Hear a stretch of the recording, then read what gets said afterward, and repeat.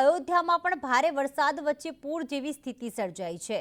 સરયુ નદીના પાણી કાંઠાના વિસ્તારોમાં ફરી વળ્યા। અયોધ્યા શહેરના અનેક ભાગો પાણીના હવાલે થઈ ગયા છે। નીચાણવાળા ભાગોમાં આસપાસના પાણી ફરી વળ્યા છે અને જળબંબાકાર જેવી સ્થિતિ છે। પાણીના નિકાલની અહીંયા કોઈ જ વ્યવસ્થા નથી।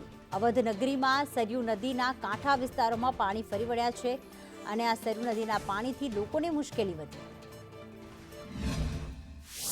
आसपास की कॉलोनी जितनी भी है, यहाँ की रायगंज और ये कनीगंज, कौशलेश कुंज, स्टेशन, राम मंदिर, बिरला धर्मशाला और ये हनुमानगढ़ी, यहाँ सब का पानी इसी जलवानपुरा मोहल्ले में आता है और सब पानी से प्रभावित हैं। आप चले जाएंगे तो हमारी कॉलोनी नहीं, सामने जस्ट कॉलोनी बनी हुई है कौशलेश कुंज आवास विकास की, वहां भी पानी भरा हुआ है।